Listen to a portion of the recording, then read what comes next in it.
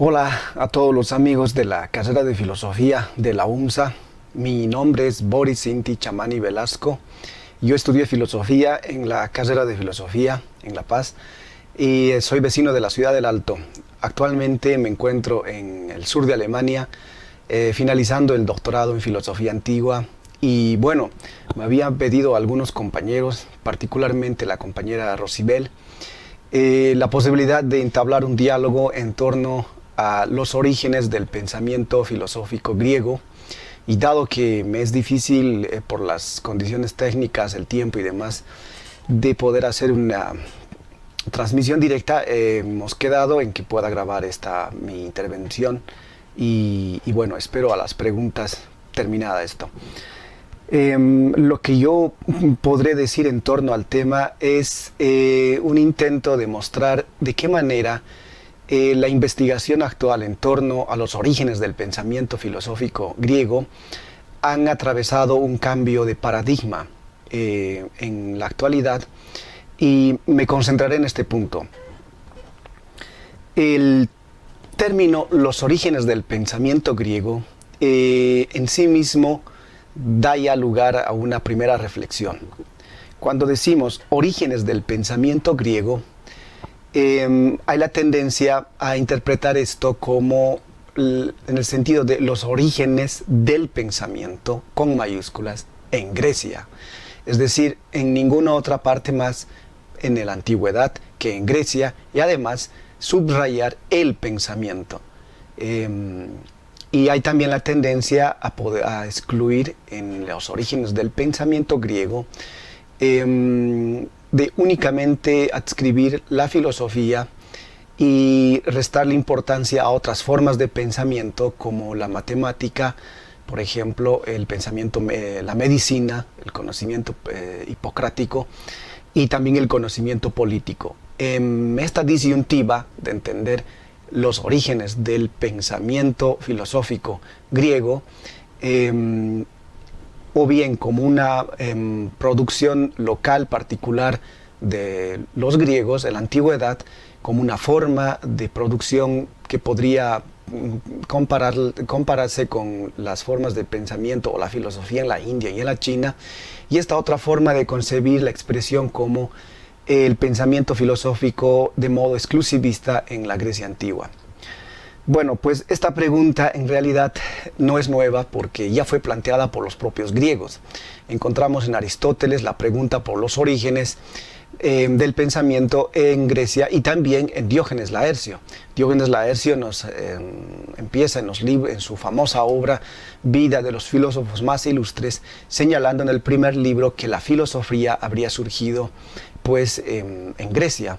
Si bien él señala los orígenes persas, egipcios, babilónicos que están en el trasfondo del pensamiento, él se queda con la tesis que la filosofía cabalmente surge en Grecia. Entonces, y el debate desde entonces de la relación de la particularidad del pensamiento griego frente a los pueblos vecinos es algo que hasta el día de hoy permanece casi inalterable. ¿Qué es lo nuevo de los planteamientos en nuestra época, sobre todo en los últimos 100 años? Es que hemos conocido un cambio de paradigma de origen hegeliano a uno de corte más bien histórico, cultural, económico, antropológico. Lo interesante de la tesis del planteamiento moderno en general, a diferencia del planteamiento antiguo, es la incorporación de la historicidad en la problemática. Y la incorporación de esta historicidad tiene sus orígenes en el pensamiento de Hegel. Cuando revisamos las lecciones de historia de la filosofía y las lecciones de filosofía de la historia, encontramos que Hegel es el pensador que por primera vez en el mundo occidental, de modo universal, elabora una interpretación lógica, coherente y global de la filosofía de la historia y del lugar de la historia misma y de la filosofía de la historia, pero particularmente del lugar del momento de surgimiento de la filosofía en su modelo, en el modelo histórico hegeliano. Por tanto, el gran mérito de Hegel será introducir la historicidad dentro de este todo lógico coherente.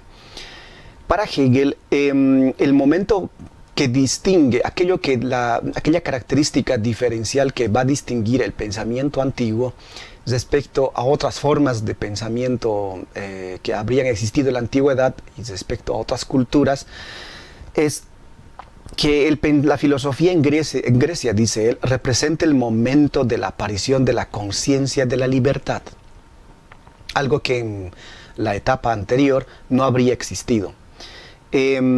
Recordemos que para Hegel la visión de la historia está pensada en un modelo ascendente progresivo, es decir, se pasan de etapas inferiores a etapas superiores, etapas de superación y de conservación de lo anterior, pero en momentos de mayor de calidad, de un momento superior cualitativo. Y por otro lado, este movimiento tiene un decurso lineal, por tanto es ascendente y lineal. La segunda característica es que este decurso ascendente y lineal encuentra una correspondencia geográfica exacta en la visión geográfica que tiene Hegel del globo terráqueo, del mundo. Para él, la historia empieza en Oriente, en el mundo asiático, y termina en Occidente. Para poder resumir gráficamente, ilustrar gráficamente esta idea, aquí tengo un cuadro que nos permite visualizar precisamente esta idea. Según este cuadro, hay un momento anterior, un momento primigenio que se encuentra en Asia, particularmente en la China.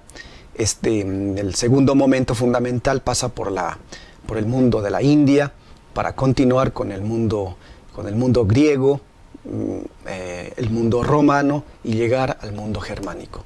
La idea fundamental es que la historia empieza de Oriente y termina en Occidente, en un movimiento ascendente superior. Entonces, esta visión de la historia de Hegel, compacta, lógica y realmente muy poderosa dentro de su pensamiento, representa la base de gran parte de los estudios que se han hecho a la pregunta de los orígenes del pensamiento griego. Bueno, pues Hegel dice que en Grecia aparece la conciencia de la libertad, que antes no existía. ¿Qué es esa conciencia de la libertad? Lo dice claramente, es una conciencia individual que piensa lo universal y lo verdadero, no lo particular y lo no verdadero, sino lo universal y lo verdadero, en la medida en que además esta libertad de la conciencia supera la unidad que existe entre espíritu y naturaleza, una unidad que todavía persiste en las formas de pensamiento orientales. En Grecia, dice él, se fusionan además, dentro de esta libertad de conciencia, se fusiona la libertad política, es decir, la polis griega real existente, y la libertad de pensamiento. Y a esto le llama entonces la libertad de la autoconciencia. Ambos tipos de libertades, la libertad política y la libertad de pensamiento, son condiciones para Hegel que permiten la aparición de la filosofía, la aparición de esta conciencia de la libertad. Dice Hegel que en Oriente el único que es libre verdaderamente es el déspota.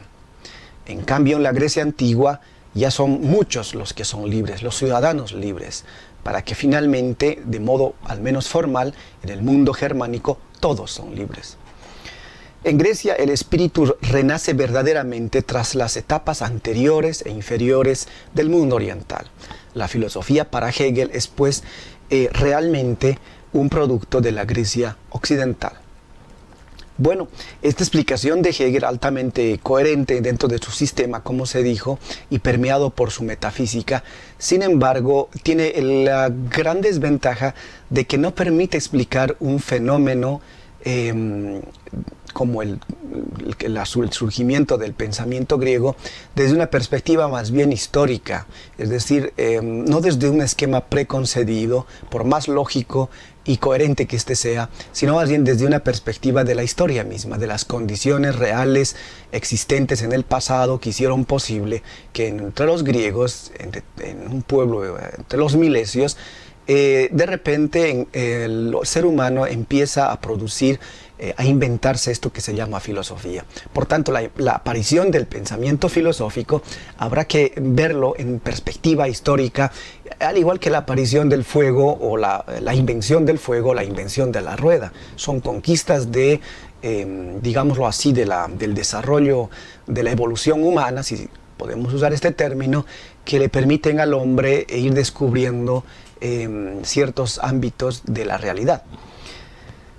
Sin embargo, el modelo de Hegel tuvo un gran efecto en todo el siglo posterior, siglo XIX, y tuvo su efecto sobre todo en un pensador inglés de nombre John Barnett, que escribió un libro que se llama La aurora de la filosofía griega de 1915.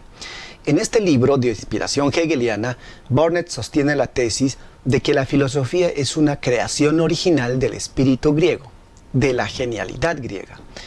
Y que es una creación que es algo así, dice él, como un milagro que aparece súbitamente en el mundo, de manera brutal, de manera radical y abrupta, súbita. Esta expresión del milagro griego permea entonces todos los manuales de investigación de aquel entonces, y la idea más bien viene del contexto del romanticismo alemán. Una tendencia en la que se plantea la posibilidad de aproximarse a lo incomprensible a través de medios no precisamente racionales, o más bien dándole cierta preferencia a medios no racionales, y la palabra milagro griego pertenece básicamente a Renan, que era un escritor, y Barnett se adhiere, o más bien supone de su interpretación esta construcción teórico-conceptual del romanticismo alemán.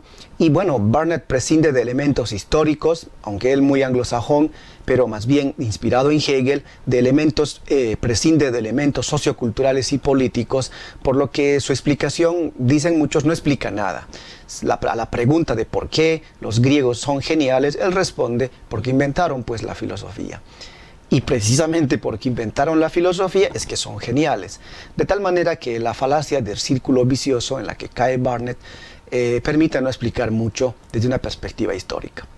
Bueno, pues frente a esta tendencia del milagro griego, esta tendencia explicativa dominante entre los siglos XIX y parte del XX, por los años 50, por los años 1900, hasta la década de 1930-50, un profesor de origen también inglés de la Universidad de Cambridge, el profesor Francis MacDonald Comfort, escribe un famoso libro que se llama Los orígenes del pensamiento filosófico griego, Principium Sapientiae.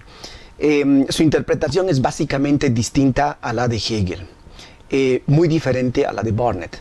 Para él, la filosofía no proviene del milagro griego, de la genialidad de los griegos, no proviene de una aparición del espíritu en la historia, sino que más bien dice, la filosofía proviene de circunstancias muy concretas que hay que verlas en la religión. La tesis de Comfort es la siguiente: la filosofía proviene de la religión griega, de la religión del pensamiento arcaico.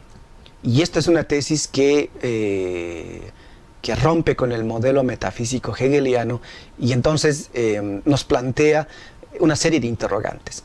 ¿Qué es lo interesante en Comfort? ¿Qué es lo que él constata como gran conocedor de la antigua Grecia en los textos, en las fuentes existentes? Él ve dos fuentes básicas: la mitología religiosa y las cosmologías racionales. Y dice, ¿qué es lo que encontramos? Y se responde, ¿qué ofrece el mito y la religión griega cuando vemos sus textos? Dice él, lo que vemos allá son relatos míticos, obviamente, cosmogónicos, es decir, relatos sobre el origen del cosmos. Asimismo, relatos teogónicos, sobre el origen de los dioses. Relatos que nos permiten explicar lo existente. y que le sirve al hombre en aquella forma de pensamiento como un modelo de orientación del mundo. En el mito y la religión griega, de lo que se trata es de fuerzas y voluntades personales, ¿no? Los dioses, cuyas hazañas determinan, pues, dice él, el decurso de los acontecimientos físicos humanos. La explicación de la naturaleza, del hombre, del destino. La mitología va unida además al rito agrícola y al culto de regeneración de la naturaleza. En esta forma de pensamiento arcaico se interpreta el universo de modo empático, es decir, en función de las propias experiencias psicológicas humanas. Los dioses son temperamentales, tienen celos, envidias, y bueno, eso es el conjunto de su biografía teogónica, de su biografía fabulosa, lo conectada al ritual y al mito, en una unidad muy lógica y compacta, lo que explicaría el origen del ser humano y de la naturaleza. Pero ¿qué encontramos, dice Comfort, cuando nos ponemos a analizar las cosmologías de los primeros físicos, de los griegos? Él dice, en este otro tipo de fuentes lo que encontramos son explicaciones racionales físicas de lo existente.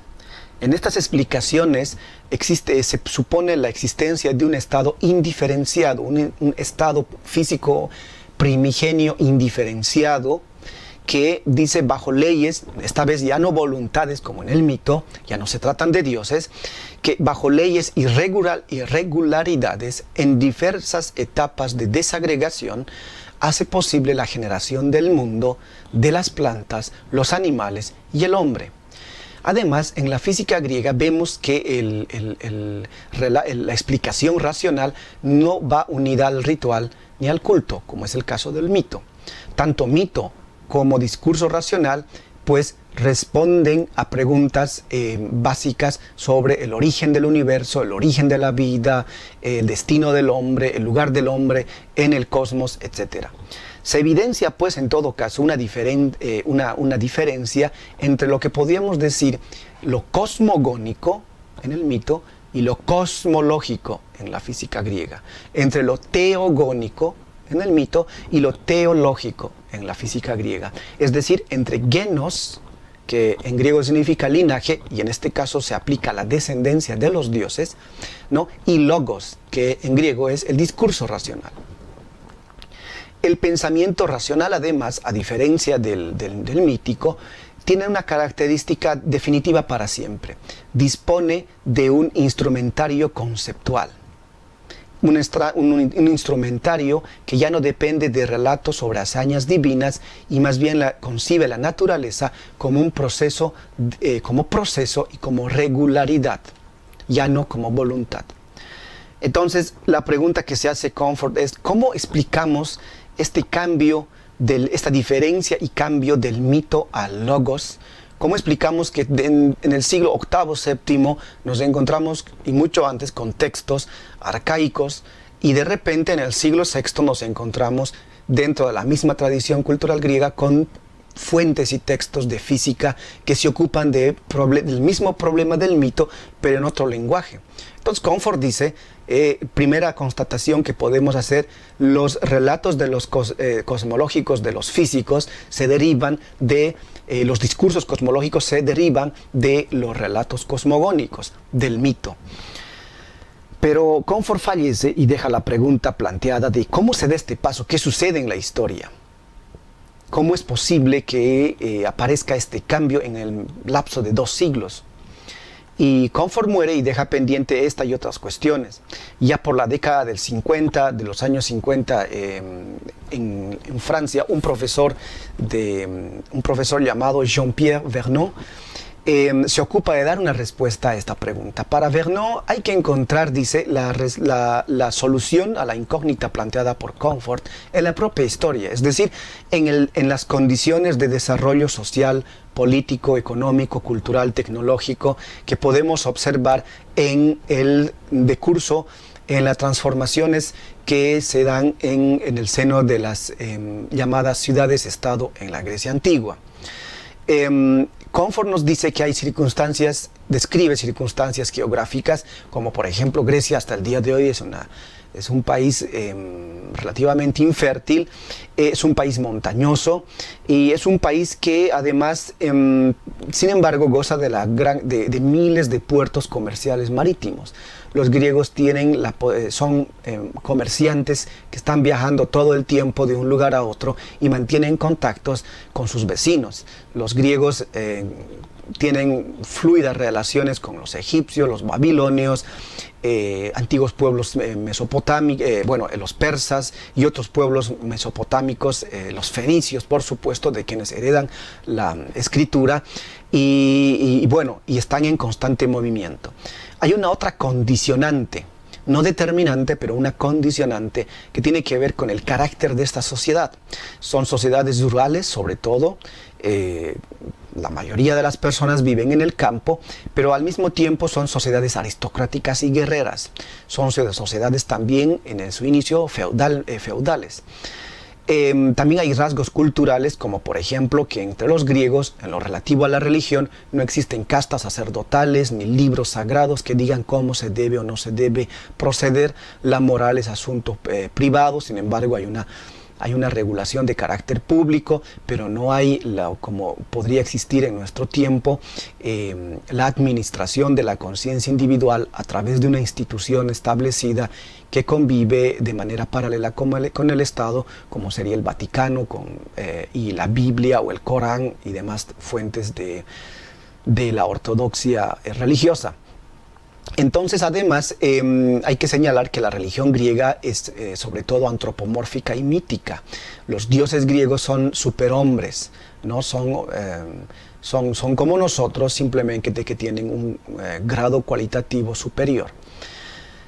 Entre las características económicas, el Estado griego, el pueblo griego, los estados griegos de las polis son esencialmente sistemas esclavistas.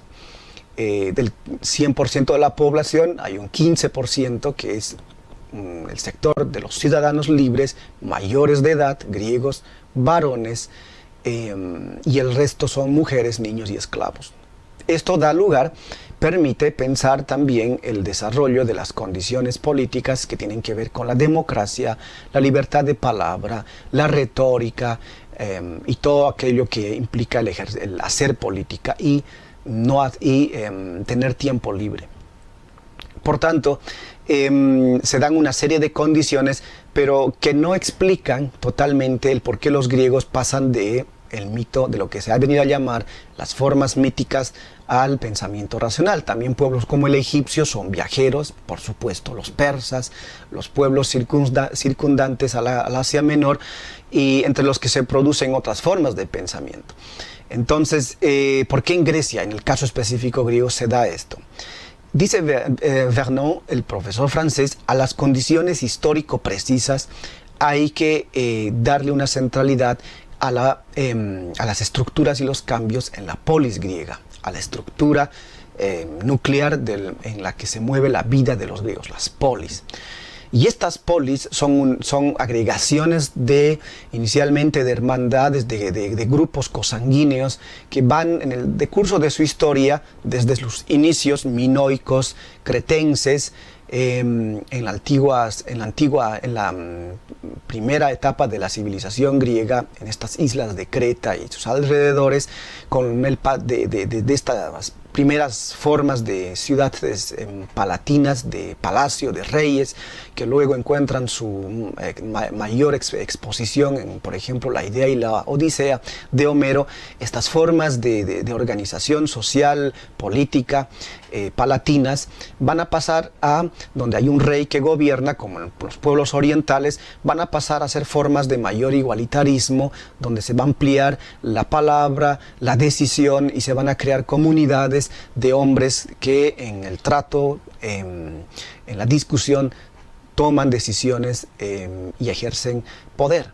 Entonces la polis se va modificando en el decurso de su historia y esto va a dar lugar, dice Vernon, a grandes rasgos, estos cambios en la estructura de la polis van a dar lugar a una modificación, a mutaciones, dice él, en el universo mental y en las estructuras psicológicas de los griegos, lo cual va a dar paso a que se puedan dar discursos de origen racional, además de las condicionantes ya mencionadas. La filosofía nace pues entonces entre hombres que viajan constantemente, están contactados comercialmente, culturalmente con otros pueblos vecinos, Babilonia, Egipto, el mundo acadio, los persas, etcétera. Están las colonizaciones griegas por todo el mundo antiguo.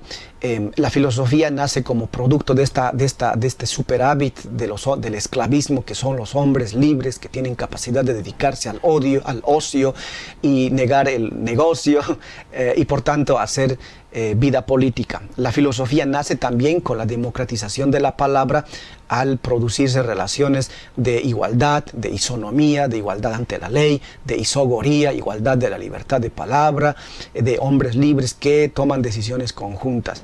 La filosofía nace entonces de la libertad de pensar de modo individual entre comillas, de modo propio, y además de no tener frenos de carácter, frenos en el pensamiento que pueda ponerle algún tipo de ortodoxia religiosa que en la Grecia antigua definitivamente no existió. Y la filosofía, bueno, pues en su contenido material nace del mito, es una continuadora de la religión. Es la tesis de Comfort. ¿Cómo? ¿Cómo pasamos del mito a la razón? Lo que va a acontecer es que vamos a atravesar una etapa en la antigua Grecia de laicización del mito en el pensamiento racional. En un librito que publiqué, producto de mi tesis de licenciatura en la carrera de filosofía, digo algunas cuantas palabras respecto a esta problemática que me gustaría dar lectura. Siguiendo los análisis de Comfort, Vernon, el profesor francés, advierte que en la filosofía, cuando observamos los textos de filosofía, encontramos que el mito está racionalizado. Es decir, en el análisis de las primeras cosmologías presocráticas se constata curiosamente que los filósofos construyen sus explicaciones sobre las bases de las estructuras paradigmáticas del mito y que por lo tanto se tiene la impresión de que los filósofos no han inventado nada nuevo, sino que lo han encontrado todo ya hecho en el mito. En sus palabras, comillas, la física jonia transpone en una forma laicizada y sobre el plano de un pensamiento abstracto el sistema de representación que la religión ha elaborado. Las cosmologías de los filósofos reinterpretan y prolongan los mitos cosmogónicos. Detrás de los elementos de los primeros filósofos griegos, el apeiron, el fuego, el agua, etc., se perfila la figura de antiguas divinidades de la mitología. Cuando analizamos los textos griegos mitológicos y los físicos en perspectiva comparada, encontramos que en sus estructuras hay casi una literal correspondencia. La tierra se separa del cielo, Gea y Urano, en el mito cosmogónico, y dan lugar a la aparición de la luz, y en sus relaciones mutuas, en sus encuentros genitales, dan lugar al nacimiento de dioses. Observamos la estructura de la cosmogonía de un Anaximandro y vemos que en un momento indiferenciado, en el apeiron, se va a producir por desagregación el mundo. Encontramos un paralelismo que, si uno analiza, hay una casi total similitud que no deja de sorprender. Para el helenista francés, la novedad de la primera filosofía reside entonces no en el contenido material de sus explicaciones acerca del universo y del hombre, sino en que las elaboraciones de los físicos son, a pesar de los supuestos míticos latentes en el discurso filosófico, son reinterpretaciones de carácter laico y profano. Se trata de elaboraciones que en otro lenguaje plantean los problemas que la religión ya había señalado, pero de modo plenamente distinto a la lógica del mito. Por lo tanto, lo sustancial de la explicación de Vernon es que la filosofía no se inscribe más en la manifestación atemporal del espíritu en la historia, caso Hegel, o en la generalidad del hombre griego, caso Barnett, y su capacidad innata para la observación y la experimentación, sino en un proceso histórico de racionalización del saber religioso que ya habría empezado a gestarse en el siglo VIII con los poetas, la cosmogonía, por ejemplo, de un Hesíodo, para encontrar después en el siglo VI, con la invención de su primera forma de racionalidad, en las cosmologías de Tales, Anaximandro y Anaxímenes, su momento de ruptura estructural con el mito y el inicio de la lenta independencia epistémica de la filosofía. El nacimiento de la filosofía griega, un acontecimiento específico en la historia del pensamiento humano, adquiere ahora un contenido histórico preciso, pero insólitamente paradójico y ambivalente. Es un fenómeno de laicización y a su vez de prolongación del sistema de representación mítico de la religión. Para Vernon se trata, dice él, del hilo de continuidad histórico-temática entre el mito y la filosofía. Hay algo viejo que de la mitología que subsiste aún, y hay algo nuevo que aparece en el horizonte reflexivo de los milesios, de los físicos. La laicización del pensamiento es lo característico del pensamiento filosófico griego. Laicizar el pensamiento no significa secularizar, es decir, secularizar es separar lo estrictamente filosófico de lo religioso y superar de modo inmediato o progresivo esos llamados lastres del pensamiento mítico. Esa es una característica del pensamiento moderno contemporáneo que tiene sus orígenes en la secularización árabe de la filosofía, siglo VIII después de nuestra era. En el caso griego no hay tal, y por eso hablamos del paso de la religión a la filosofía en términos de laicización del discurso mítico de la religión en la filosofía. Lo que el mito piensa como relato, como de hazañas de dioses, en la filosofía aparece como la explicación racional de leyes y principios que dan lugar al origen del cosmos. Lo que hace la filosofía es hacer del mito una pregunta racionalizada. De modo estructural, como dice Vernon, concentrando su explicación, la explicación del profesor francés, la gran novedad introducida por la filosofía habría sido en su forma lo siguiente. 1. La primacía de la idea de medida y orden necesario. Se trata de leyes de distribución y equilibrio, ya no de capricho y de voluntad. 2. Un sistema de explicación geométrico, marcadamente matemático, pues hay relaciones recíprocas, simétricas y reversibles dentro de la estructura de los discursos racionalistas físicos. Tercero, hay la distinción reflexiva de diferentes niveles de la realidad.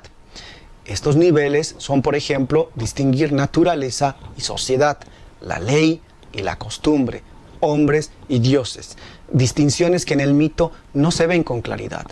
Por ejemplo, en el caso de la ley y la costumbre, se desarrollará mucho más tarde con los sofistas la clara distinción de la ley como producto como physis o como nomos, como convención o como producto de la naturaleza. Pero son elaboraciones posteriores que ya encuentran sus orígenes entre los primeros griegos. 4. Hay una centralidad categórica del principio de identidad, lo idéntico y único frente a lo mutable y diverso. En suma, se trata no solo un cambio de lenguaje, sino de contenido que inventa en las aseveraciones abstractas de los milesios sobre el hombre y el universo un sistema explicativo de lo real. Bueno, pues en términos genéricos, esta sería la explicación de Vernon, que dadas las condicionantes histórico-políticas, culturales del mundo griego, se habría producido sobre todo la ausencia de estas castas sacerdotales, la igualdad de la palabra, el ejercicio de la democracia, la aparición de la democracia, de la ágora, de la discusión pública y la superación de las formas monárquicas anteriores y otras condicionantes de corte cultural, económico, que habrían dado lugar a que el hombre se haya puesto a pensar los discursos, los contenidos del mito de una forma racionalizada y que ahora encuentren su expresión en la primera física jonia. Y él muestra este cambio estructural. El planteamiento de Vernant es realmente, ha encontrado en el mundo académico una amplia cabida. Yo lo digo en sus rasgos mucho más genéricos y simplistas. La cosa es mucho más compleja. Y además representa paradójicamente la consecuencia lógica del paradigma hegeliano, en la medida en que Hegel introduce la historicidad en la explicación de los orígenes del pensamiento. Es decir, el pensamiento por primera vez se explica dentro de la historia, introduce el pensamiento en la historia. O, dicho en otras palabras, la filosofía aparece como un hecho de la historia. Sin embargo, la otra cara es que Vernant no sigue más con Comfort la explicación de Hegel, porque Hegel, el paradigma hegeliano supone un modelo de explicación metafísica preestablecido, y entonces la explicación de corte histórico, antropológica, cultural tendrá su peso en las explicaciones de estos famosos helenistas europeos de la última mitad, de la primera mitad del siglo XX. Si bien el planteamiento de Comfort, Vernant han sido ampliamente recibidos, hay algunas críticas que se le podría señalar, sobre todo en lo que se diría un déficit en la explicación de los modos de producción asiático del mundo antiguo, tanto en el Imperio Persa y otros pueblos. Y sobre todo lo que Vernant reconoce como supuesto epistemológico, él acepta la tesis del despotismo oriental. Tanto esta tesis del despotismo oriental y el déficit en los modos de producción asiático son, digamos, una buena oportunidad que sería motivo para una otra discusión y charla para conversar sobre el problema del eurocentrismo y del helenocentrismo en la tradicional explicación sobre los orígenes del pensamiento griego. Simplemente mencionaría la importancia del libro de Edward Said, que no ha tenido el impacto necesario en las ciencias de la antigüedad y entre los helenistas, y también algunos trabajos de filólogos y de historiadores que intentan criticar el eurocentrismo presente en la explicación sobre los orígenes del pensamiento griego. Asimismo, rápidamente no deja de tener su importancia y su contundencia el contramodelo de interpretación de la filosofía de la historia y de la historia de la filosofía que propone el filósofo alemán Karl Jaspers, sobre todo su concepto de Achsenzeit, que es la era axial, según la cual se habrían producido en el mundo antiguo de modo sincrónico diversas formas de pensamiento filosófico, tanto en la India, en la China, en el mundo palestino, en el mundo iraní, en el mundo griego y en general. En el mundo antiguo habrían existido diversos momentos de este pensamiento filosófico que hace de la problemática sobre los orígenes del pensamiento filosófico en Grecia algo mucho más complejo de lo que nos hemos venido acostumbrando. Rápidamente podría señalar simplemente que dentro de la investigación actual sobre este tema de los orígenes del pensamiento filosófico en Grecia, la mejor enciclopedia científica sobre el tema en alemán señala algunos grandes temas sobre los que se va trabajando hoy en día. Hay una infinidad de literatura en todos los idiomas, sobre todo en inglés, en alemán, en francés y en italiano, que nos muestra un panorama altamente complejo. Estos temas, de modo genérico, serían los siguientes. Por ejemplo, el debate histórico de la filosofía y la pregunta por el origen, que es lo que acabamos de decir. Las relaciones y el estudio comparado entre mito y logos, la relación también, el estudio comparado entre la poesía y la filosofía, también entre teología y sabiduría práctica de la antigüedad, y las relaciones entre filosofía, ciencia y sociedad. Y sobre esto hay un montón de literatura que se ha escrito y diferentes perfiles y puntos de vista e interpretación. Bueno, pues les agradezco por su atención y estoy al tanto de las preguntas que puedan surgir de este diálogo entre nosotros. Muchas gracias.